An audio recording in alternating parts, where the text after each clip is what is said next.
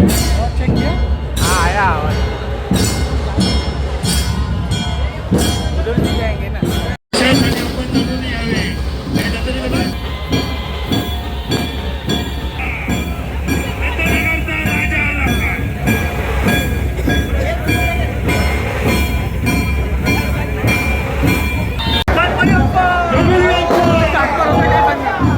आज अतिशय आनंदाचा दिवस दत्तनगर बालमित्र मंडळ दत्तनगर पूर्व या गणपती बाप्पाचं अतिशय मोठ्या ताटापाटात आगमन होत आहे।